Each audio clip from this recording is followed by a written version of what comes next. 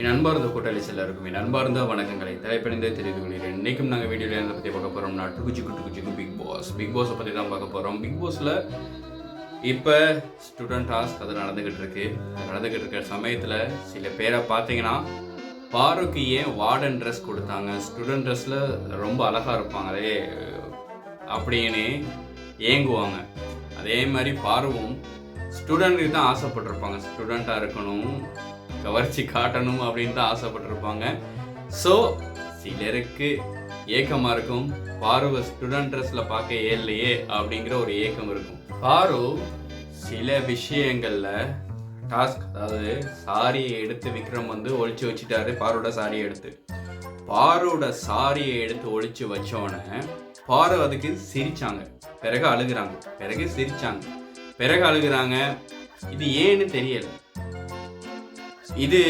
இதை நான் முன்பிருந்தே வலியுறுத்தி வருகிறேன். அதாவது பெண்களுக்கு நடத்தப்படும் டாஸ்க், அதாவது ஆரம்பத்தில் பிக் பாஸ் 1 அதாவது சீசன் 1 நடத்துகிறப்ப கூட நான் சொல்லிக்கிட்டே இருந்தேன், இந்த பெண்கள் விஷயத்தில் நீங்கள் கொஞ்சம் கரிசனை காட்டணும், கொஞ்சம் உணர்ந்து போகணும் அப்படின்னு.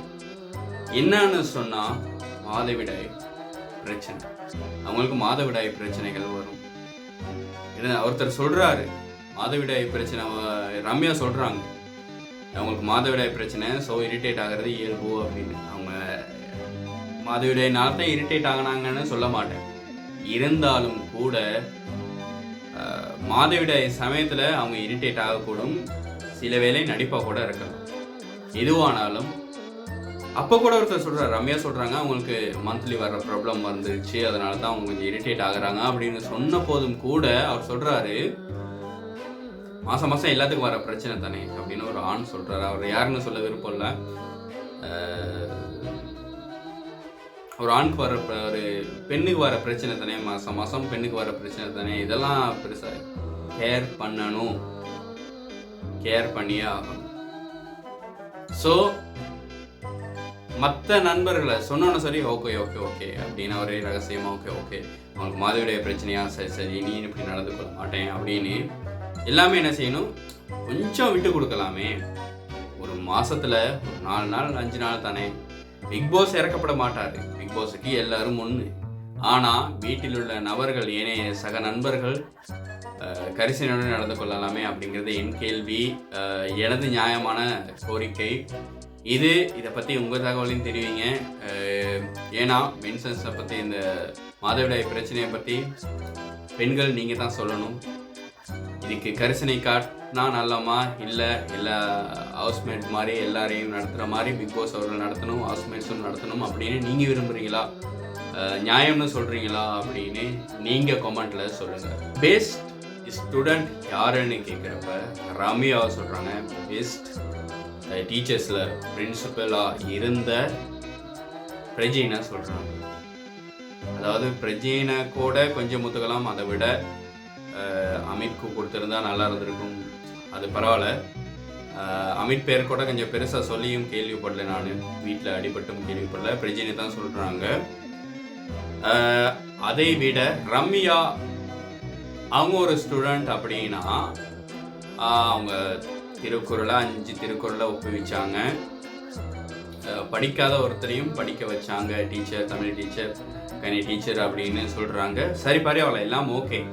இருந்தாலும் அதை எங்களுக்கு நல்ல ஒரு ஸ்டூடெண்ட், படிக்கிற ஸ்டூடெண்ட் அப்படின்னு ஏற்றுக்கிட்டாலும் கூட நல்ல அவங்களோட எஃபெக்ட் தெரியலை, வெளியிலே தெரியலை எங்களுக்கு.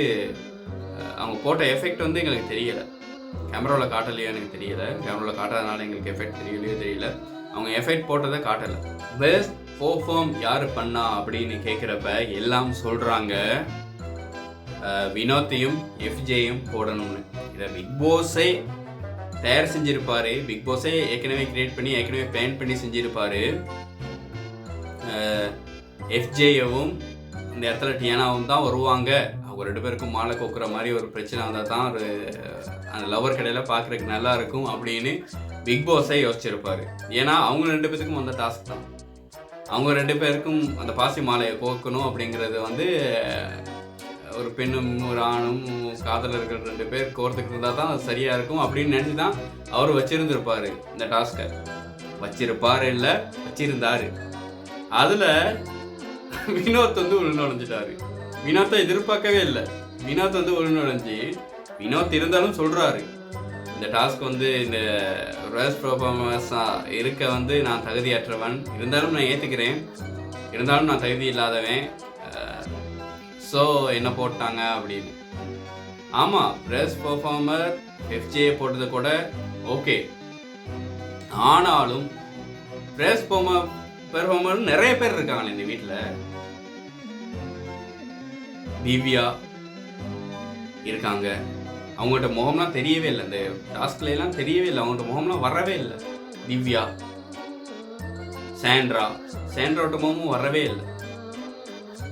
உங்களையெல்லாம் போட்டிருக்கலாமே, உங்களை போடாமல் FJ விட்டு முகம் வந்துக்கிட்டு இருந்துச்சு. FJ விட்டோ வினோத் விட்டோ முகம் வந்துக்கிட்டு இருந்துச்சு. அவங்க 2 பேரும் டாஸ்கில் பங்கெடுக்கிறாங்கன்னு தெரிஞ்சிருந்துச்சு எங்களுக்கு. ஆனால் மற்றவங்கள்ட்ட முகமே வரல. அவங்க பெஸ்ட் பெர்ஃபார்மருக்கு அவங்க தேர்வு செய்யவும் படல. அதனால எனக்கு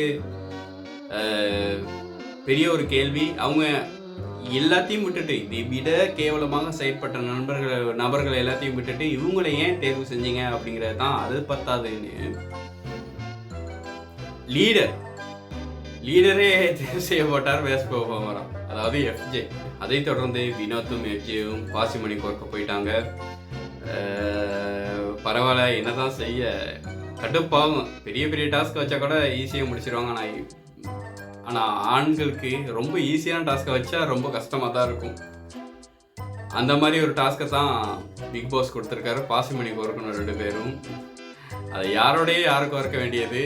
இந்த இடத்துல வினோத் மாட்டிக்கிட்டு பாசிமணி கோர்க்க வேண்டியதான். அது மட்டும் இல்லாமல் நேற்று நான் வீடியோ செய்யலை. ஏன்னு சொன்னால் ஸ்ரீலங்காவில் இப்பயும் ரொம்ப மழையாக இருக்குது. ஸோ நான் வீடியோ செய்யலை. அதை பற்றி கழிச்சிருந்தேன். அந்த வீடியோவும் பார்க்காதவங்க பாருங்கள். அதை பற்றி கழிச்சனால இந்த விஷயத்தை கதைக்கலாம் போச்சு. நேற்று எல்லாமே தயார் செஞ்சு எல்லாத்தையும் ப்ரிப்பேர் பண்ணி வச்சேன். ரொம்ப கடும் மழை. ஸோ மழையை பற்றி பேசிட்டு போயிட்டேன். மழை வெள்ளம் இங்கே ஸ்ரீலங்காவில் பயங்கர கஷ்டமாக இருக்குது. கஷ்டமான சிச்சுவேஷனில் மத்தியில் தான் இந்த வீடியோவும் செய்கிறேன். சரி, அதனால் நேற்று கதைக்காத விஷயத்தை கதைக்கிறேன். இப்போ ஷோர்ட்டாக முடிக்கிறேன். நேற்று கதைக்காத விஷயத்தை கதைச்சி, நேற்று விக்ரம் வந்து பசி தனக்கு ஏதாவது மாதுளம்பழம் அதை ஏதாவது கொடுங்க அப்படிங்கிறப்ப இவங்க சொல்கிறாங்க மாதுளம்பழம் ஒன்றும் வச்சுருந்தாரோ. அதை அரோரா வந்து அந்த மாதுளம்பழத்தை எடுத்து வச்சுக்கிட்டு கொடுக்க மாட்டேங்கிறாங்க அப்படிங்கிறது தான் வழக்கு. அந்த இடத்துல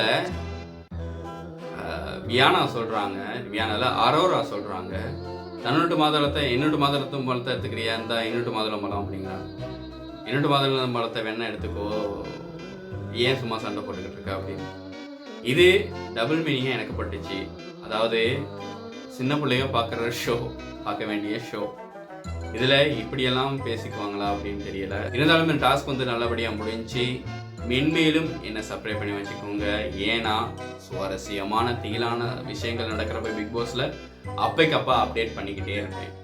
இன்னும் ஒரு வீடியோவில் சந்திக்கலாம். அது வரைக்கும் விடைபெறுவது உங்கள் கோட்டாலியான கோயல். பாய், டேக் கேர்.